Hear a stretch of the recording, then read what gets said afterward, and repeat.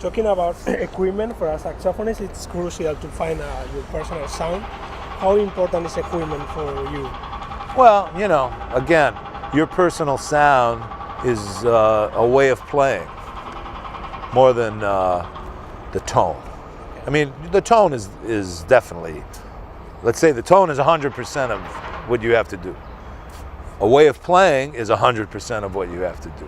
There's many things involved in creating a sound of who you are, okay? But equipment, to be comfortable, is very important. You have to explore mouthpieces and the openings and the sizes and the way things feel, the strength of your reeds, the combination of the mouthpiece and the instrument have to work together. I play many different horns And do you these have any days. combination that you can tell us for saxophone players?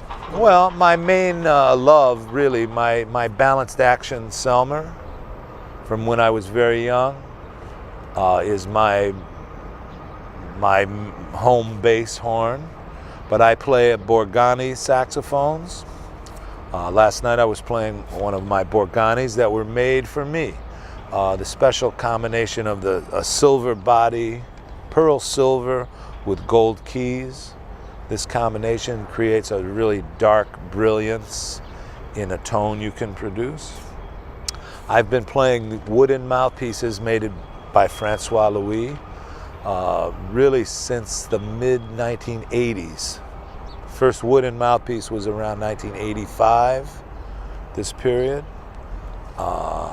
And I find a wooden mouthpiece vibrates with the reed a certain way that I have a lot of flexibility in the way I can create my sounds within what I'm playing, But through the years, I grew up playing many different things, At first, a Berg Larsen mouthpiece for a long time until I started to play a 10-star Autolink around 1975. Maybe I was 21, 22 years old. I started playing a metal 10-star Autolink, which I played for 10 years throughout when I played with the Woody Herman Band and the Mel Lewis Jazz Orchestra. When I first started to play with Paul Motion in the early 80s, this was the mouthpiece I played. And then Francois made my wooden mouthpiece with the same kind of dimensions from the 10-star Autolink. And when I first played it, it had everything the Link had, plus other colors and other things, because it was wood. So everyone has to explore and try different things, But your equipment, the main thing that you have to focus on is to be comfortable, to be able to execute throughout your instrument with a free-flowing way of producing a sound, okay? But then the next step to develop a sound is getting into the music, your articulation, the way you breathe, and the way you hear melodies, the dynamics of your life, the expression of your life creates your sound. Do you think that the tenor saxophone has more possibilities than the alto? No, I don't know. More possibilities.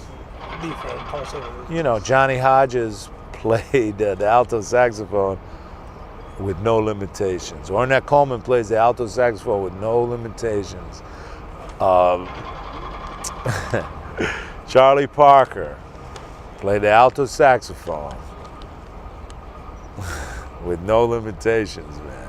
It's what you hear, the tone color, and some horns are more natural for you, I began on alto saxophone, and I still play alto a lot today, even when I just practice, I'll practice on alto,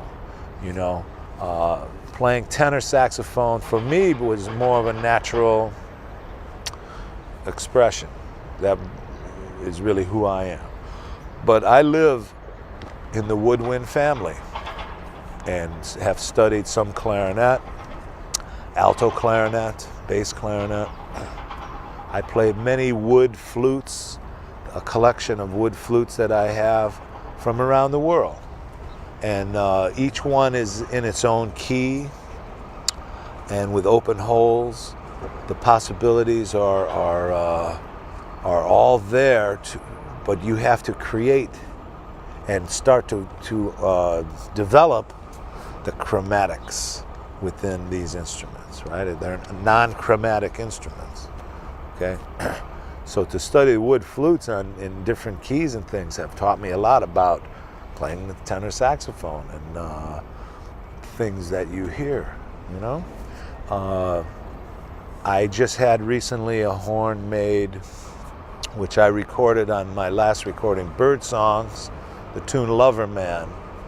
I play on a G mezzo soprano, which was made in Copenhagen. Peter Jessen made this horn. And it's in the key of G, okay? So it's between a soprano saxophone and an alto in the tone color. And the recording I just did is going to be called Cross Culture. I play throughout the recording. I introduce this horn in different tunes, you know. It's an amazing instrument. It has its own color. So my ideas and everything come from another place in the sound, in the range of the instrument, you know. Last night here in Barcelona, I played the taragato, which is a Hungarian folk instrument, made like a clarinet in a way where it comes apart and it has open holes. This hand is fingered like a saxophone fingering. This is an Albert system clarinet in your right hand. So it has a combination of fingerings that are very different, that make you play different things. You hear different intervals and you develop ideas different because of the fingering, right? But the tone color of this horn, which is in the key of B flat and a soprano range, but because it's wood and the open holes, you feel English horn, you feel the oboe, you feel the clarinet, you feel the soprano saxophone. So there's many things that are in this instrument that are very special, you know. So I really love and feed off of these things to live in the woodwind family, the way I like to put it, you know. We have a couple of questions to finish. The first, this one is an awkward one. Could you tell us, do you have, or is it possible to have a favorite standard? A one that you say that's... Well, a favorite standard,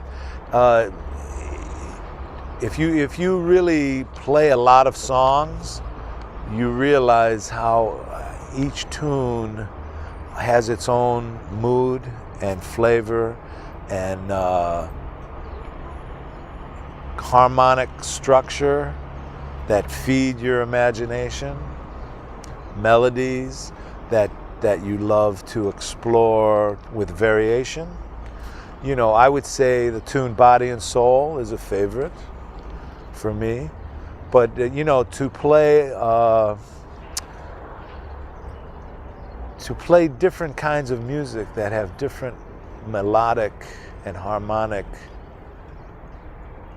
structures, for me, teaches me about who I am, you know. Last night we explored some different things. We played some tunes written by some famous saxophone players, something I had not done so much in one concert. Like we played mostly my original music in my quartet, but we played Charlie Parker's Yardbird Suite. We played Dexter Gordon's The Chase. We played Sonny Rollins' East Broadway Rundown. We played John Coltrane's Peace on Earth.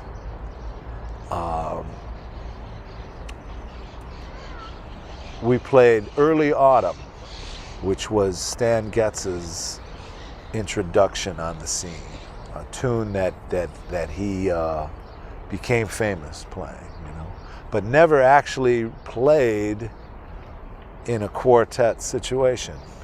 He recorded that with the Woody Herman Band. But throughout the evening last night, I felt like playing tunes written by other saxophonists. So it's funny that we're speaking about the saxophone today. So, you know, I think like through the years as you develop, the more beautiful music that you embrace, that you've heard others play, teaches you, because you can't tell their story. But when you feed off of their love and inspiration, you get deeper about who you are. We don't want to finish the interview without asking you for your collaborations with the Liberation Music Orchestra and with Charlie Hayden's projects. So how do you feel about it? Because you made us feel very deep and very nice. Oh, beautiful. All these projects. Well, to play with Charlie Hayden was a dream at the beginning for me. Listening to him with the Ornette Coleman's recordings, with the Keith Jarrett Quartet with Paul Motion and Dewey Redman on saxophone. When I first came to New York and I started to play with Paul Motion, one of the master musicians of all time, this was the beginning of me kind of developing within that community of players. And that's probably when Charlie first heard me play. And that led to collaborations with him. He's featured on my recording, Universal Language, which also features my wife Judy Silvano, voice, Tim Hagens on trumpet, the three of us as a front line, with Kenny Werner piano, Steve Swallow electric bass, Charlie Hayden on bass, Jack DeJohnette on drums, you know. So this was the first time Charlie was in the studio with me recording my music. But the first record date I did with him was with John Scofield and Jack DeJohnette as a quartet for John's recording Time on My Hands. So this is when we started to play together, the late 80s, you know. And I joined the Liberation Music Orchestra around 1986, maybe, somewhere around there. So just before I recorded with him, I was playing in his band, you know. And it was amazing to be in this band, along with Dewey Redman, Don Cherry on occasion, Tom Harrell on trumpet also, Paul Motion, Mick Goodrick guitar, Jerry Allen piano. You know, it was an amazing band. Makonda, Ken McIntyre on alto, you know, who was a very personal player, you know. Ray Anderson, Craig Harris, different trombone players. And the Liberation Music Orchestra was a very important band in the history of this music, you know, because it was a very organic band of some of the most creative musicians in jazz, but playing music influenced by the world of music outside of playing standards or music outside of the repertoire that everyone was used to hearing in a band, you know. The way of playing, very organic and free. Carla Bley's music, you know, written for the bass. Yes, and I was a part of this band for quite some time, from the late 80s into the 90s. And also had the pleasure to record and play with Charlie and Gonzalo Rubalcaba, Ignacio Baroa, in some quartet recordings of boleros. Charlie's, boleros, and one recording in particular, Nocturne, and then another, Land of the Sun, which was very beautiful, with Miguel Zinan on alto on this recording, you know. So collaborating with Charlie, for me, was and is one of the most important associations that I've developed through the years, you know. There's a lot of things happening in the world of music today, and I'm very proud to be a part of the scene right now with this cross-cultural approach that I've developed and I'm starting to really explore in my music more. And the multi-generations that we play in. For me, to develop and play with young musicians like Esperanza Spalding today, and with players like Hank Jones